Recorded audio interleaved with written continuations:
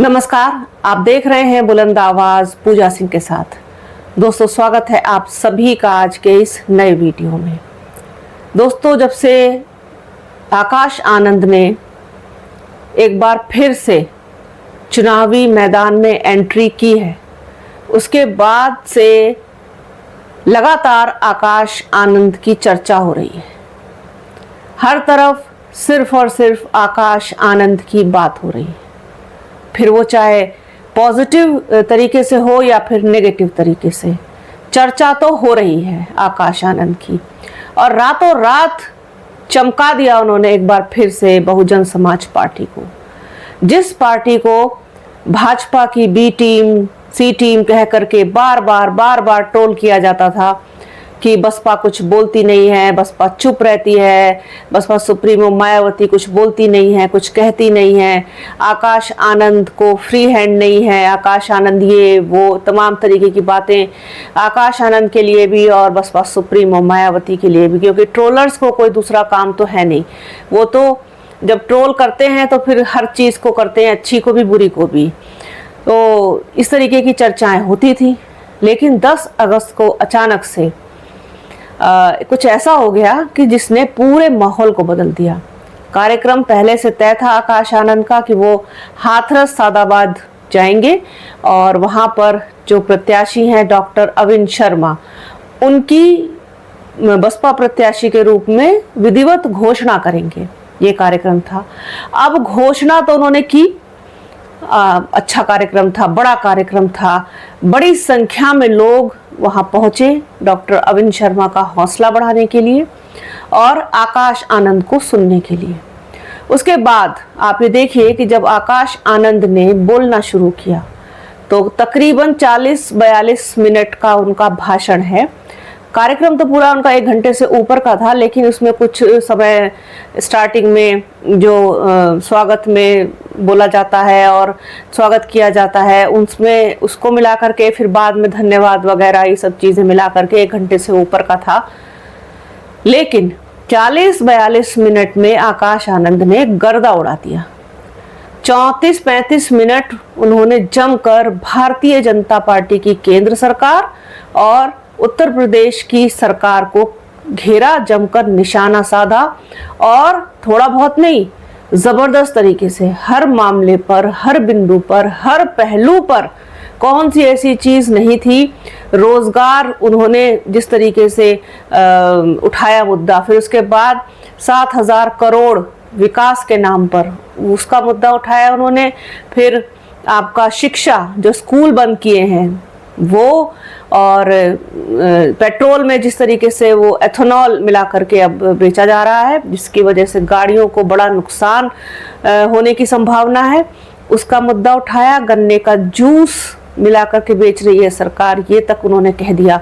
इसके बाद और तमाम महंगाई, बेरोजगारी, बदहाल व्यवस्था, बिल्कुल सब कुछ उठाया उन्होंने। कोई भी ऐसा मुद्दा नहीं था जो प्रेजेंट का जिसे आकाश आनंद ने अपने उस भाषण में आड़े हाथों ना लिया हो। केंद्र सरकार को आड़े हाथों लिया, राज्य सरकार को आड़े हाथों लिया।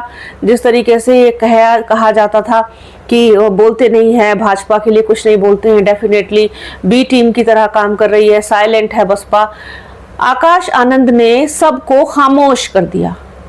जिस अंदाज में किसी जमाने में शत्रुघ्न सिन्हा बोला करते थे ना, खामोश, उस तरीके से आपके आकाश आनंद आए और उन्होंने सबको कह दिया खामोश।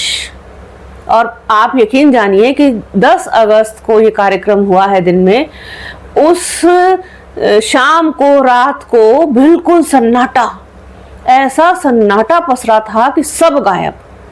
उसके बाद भारतीय जनता पार्टी को जब कहा तो उसके बाद फिर उन्होंने समाजवादी पार्टी को भी आड़े हाथों लिया और कांग्रेस को भी, अखिलेश यादव को, राहुल गांधी को वो थोड़ा सा चिढ़ाने के उसमें वो अंकल कह गए, अंकल कह दिया, उनको अंकल बता दिया।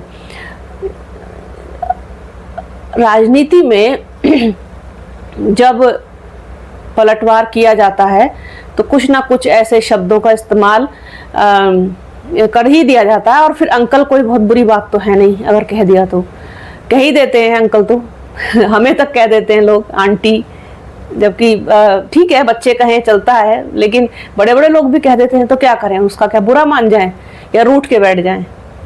तो जिस दिन हुआ उस दिन तो बड़ा सन्नाटा। अगले दिन से ट्रोलर्स शुरू हो गए आकाश आनंद को लेकर के। बड़ी अच्छी बात है, ट्रोलिंग होनी भी चाहिए, क्योंकि इसका दोनों तरीके से इफेक्ट पड़ता है। और मुझे लगता है कि ट्रोलिंग का इफेक्ट निगेटिव का जितना पड़ता है उतना पॉजिटिव का भी पड़ता है।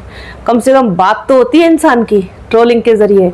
तो खूब कल से ट्रोल हो रहे हैं आकाश आनंद। वो लोग ट्रोल कर रहे हैं, जबकि भारतीय जनता पार्टी के लोगों को इतना खराब नहीं लगा कि उनकी इतनी खिंचाई की गई।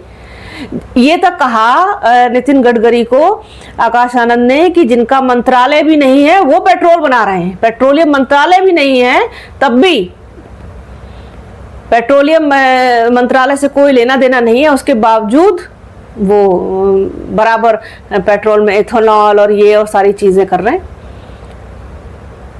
तो उतना बुरा उन लोगों को नहीं लगा जितना समाजवादी पार्टी के लोगों को बहुत बुरा लगा कि अखिलेश यादव को अंकल क्यों कहा। अब वो खोज खोज के निकाल के ला रहे हैं तो कि मायावती को भी तो बहन जी कहते हैं। बहन जी क्यों कहते हैं? बहन जी तो उनको सब शुरू से ही कहते हैं। अब आकाश आनंद भी उनको बुआ जी थोड़ी ना कहते हैं, उनको भी बहन जी कहते हैं। इसलिए कहते हैं कि बहन जी, उनको शुरू से ही बहन जी कहा जाता है ना। जैसे मान्यवर कांशीराम साहब को साहब कहा जाता था, है ना। मुलायम सिंह को नेताजी कहा जाता था, अखिलेश यादव को भैया जी कहा जाता है। इसी तरीके से कहते हैं, तो वो एक पदवी जैसी बन गई। तो उसमें क्या कहना, आपके लोग तो बुआ जी कह के चिढ़ाते थे, तब तो आप लोगों को कोई फर्क नहीं पड़ता था, अब आपको फर्क पड़ रहा है। तो ट्रोलिंग तो हिस्सा है इस चीज का, लेकिन आकाश आनंद ने वास्तव में गजब ढा दिया। किसी ने कल्पना नहीं की थी, किसी ने सोचा नहीं था कि आकाश आनंद इतना जबरदस्त बोल जाएंगे, और वो भी भारतीय जनता पार्टी को ऐसा लपेटे में लेंगे कि बिल्कुल धज्जियां उड़ जाएंगी। और वाकई में धज्जियां उड़ा दी आकाश आनंद ने। समा बांध दिया, समा बना दिया, माहौल बना दिया। बस अब बसपा सुप्रीमो मायावती अपना थोड़ा सा उनके ऊपर इनायत रखें इस चीज की कि नाराज ना हो उनसे, है ना। हम तो भाई यही चाहते हैं कि सब चीज़ें स्मूथली चलें। आप बहुत अच्छे से डट करके बिल्कुल चुनावी मैदान में अपना चुनावी अभियान जारी रखें, उसको स्मूथली आगे बढ़ाएं बिना किसी व्यवधान के, तो और मज़ा आएगा फिर चुनाव लड़ने में।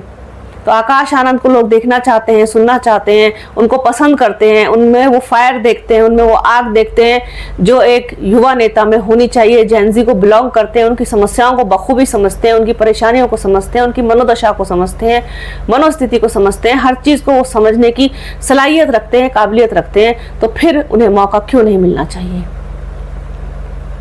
और जो दूसरे लोग हैं उनकी तुलना चंद्रशेखर से भी कर रहे हैं, कंपैरिजन डाल रहे हैं। दोनों की कोई तुलना ही नहीं है, तुलना है ही नहीं।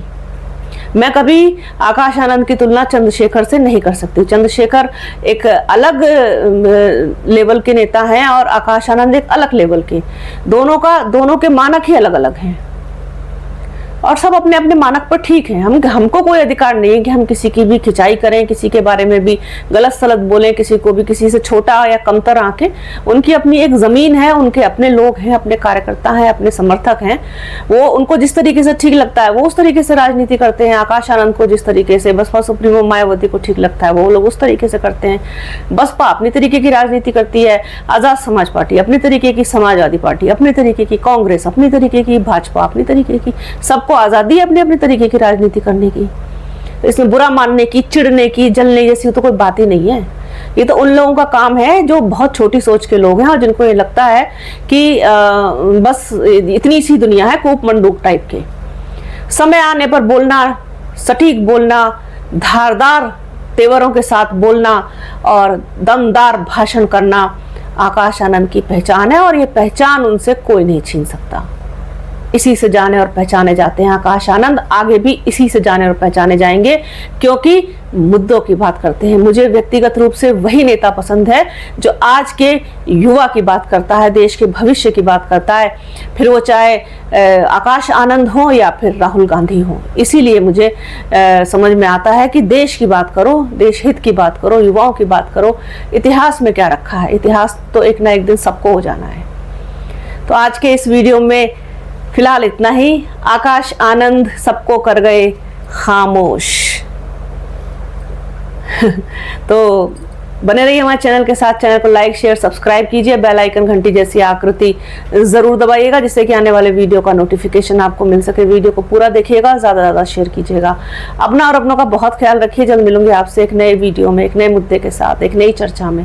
तब तक के लिए जय हिंद।